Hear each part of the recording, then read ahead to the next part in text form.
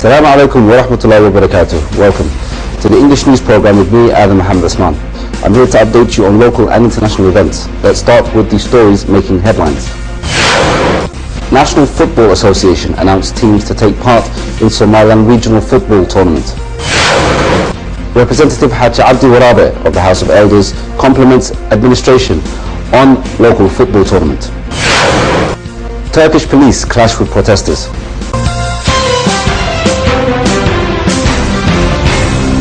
The Ministry of Sports, Youth and Tourism announced the 13 teams from various regions of Somaliland that will take part in the upcoming Somaliland Regional Football Tournament.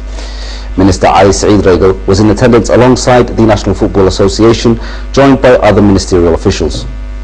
The National Football Association announces teams due to take part in the upcoming football tournament, alongside the Ministry of Sports, Youth and Tourism, who announced 13 regional teams which are destined to take part in the upcoming tournament.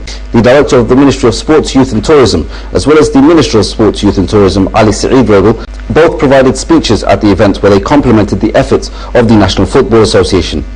The National Football Association announced the 13 teams which will be Marodi Cheh, Oldal, Togder, Sanag, So, teams from both recognised and unrecognised football teams within the region as well. The Minister of Sports, Youth and Tourism, Ali Saeed Regal, accompanied by the Director General of the Ministry of Sports, Mustafa Mohammed Qadah, explained the significance of the upcoming tournament to the nation as a whole, as well as preventing further loopholes for the tournament. The captain of Qatar's basketball team, who's of Somaliland origin, Yasin Hassan Noor, handed football equipment to the National Football Association, as well as the Ministry of Sports, Youth and Tourism, for the upcoming tournament. And it's expected to be the biggest football tournament which will occur within Somaliland yet. Meanwhile, the Ministry of Sports, Youth and Tourism also received equipment from Jibba Express for referees and football contestants due to take part in the upcoming tournament.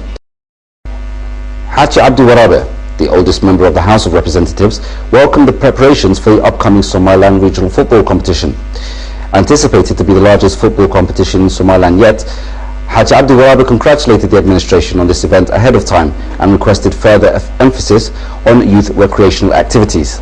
Abdi Hussein Abdi, also known as Haji Abdi Warabe, expressed his admiration for the upcoming football tournament, which he indicated as a sign of integrity or progress for youth. Haji Abdi Warabe, who is the oldest member of the House of Elders, called upon the government to create further recreations for youth. He also highlighted the significance to develop youth skills and create more recreational efforts to enhance the quality of football teams. Abdi Hussein Abdi called on the youth to enhance their awareness of the security of the nation, and he indicated to start with these football tournaments. Meanwhile, a member of the Haksor political organisation, Rashid Chamak Dereli, spoke on the significance of the upcoming football tournament, in which the 13 teams from the various regions across Somaliland are expected to take part. Rashid Chamak Dereli reiterated the significance to enshrine national integrity, to consolidate security and work together in the maintenance of holding great tournaments. You're still watching the English news program on Somaliland National Television, the only Somali-speaking channel with an English news program. Now for our international news.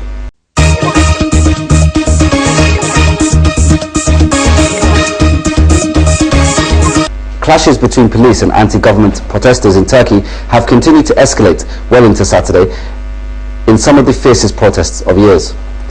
In a sit-down protest on Friday over plans to build Gezi Park, one of Ankara''s greenest spaces, into a shopping centre, was met with tear gas by police.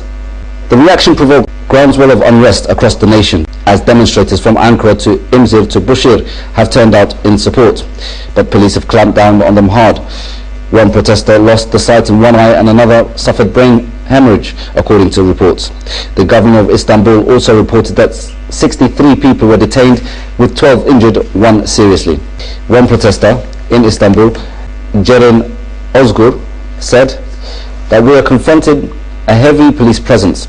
Gas bombs are everywhere. I got stuck in the metro. They threw a gas bomb and then closed the doors. Another protester said, all we want from them is to leave Tazim Park to the people. As you can see, the incident is getting bigger. Now we want the pressure applied on us to be removed. Authorities have been heavy-handed in their approach, and it has drawn international condemnation. Amnesty International condemned what it called excessive force against peaceful protesters over original Istanbul demonstration. It says its own observers were struck by police truncheons and tear gassed. Washington said it seems the protesters were exercising freedoms crucially to any healthy democracy and warned Turkey to uphold them. The Turkish Interior Minister promised that allegations that police had used disproportionate force would be investigated. Turkish Prime Minister Recep Erdogan, who recently pushed through legislation on alcohol consumption, has spearheaded Turkey's economic transformation. The United States and China's spat over American missiles in the Pacific is nothing new, but this time they've entered into a new war of words over cybercrime. The feud has been further fueled by the US Secretary of Defense, Chuck Hagel, who was less than pleased with the actions of China. US Secretary of Defense Chuck Hagel set out his stall at Singapore's Shangri-La conference. The United States has expressed our concern about growing threat of cyber intrusions, some of which appear to be tied to the Chinese government and military. As the two largest economies in the world, the US and China have many areas in common interest and concern. The establishment of Cyber Working Group is a positive step of fostering US-China dialogue over cyber. But he was challenged to explain America's recent military developments to the Pacific by Major General Yao Zhenzhou, Director of Center of China's America Defense Relations. Despite military tensions over the Pacific, Hagel reiterated that the US is determined to work with China and other nations to firm up cyber behavior. The key, he said, was to continuous respectful dialogue. Syrian troops backed by Lebanese Hezbollah fighters pound the border city of Qusair amid concerns for trapped residents. Government forces, together with fighters from the Lebanese Shia group Hezbollah, are continuing their assault on Qusair amid growing concerns for thousands of civilians feared to be trapped inside this strategic Syrian town.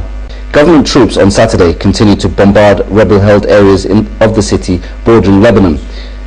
Clashes have raged between forces loyal to President Bashar al-Assad and opposition fighters on several fronts. Meanwhile, 6 rockets fired into Syria hit Lebanon's eastern Bekaa region, a security source said, causing no casualties. Rockets fired from Syria have repeatedly hit Lebanese territory, striking both Sunni areas that back the uprising against Assad and strongholds of Hezbollah. Hezbollah, which is backed by Iran and a close ally of Assad, sent an estimated 1,700 fighters to Qusair almost 2 weeks ago to support the regime's assault. Its fighters encircled Qusair as regime troops launched a fierce assault on the city, which is home to more than 10,000 people. Regime forces have recently captured the northern district of Arjun in Qusair, leaving rebels little chance to escape. And that's all the news we have for you today. Thanks very much for watching. Until next time, Assalamu alaikum wa rahmatullahi wa barakatuh.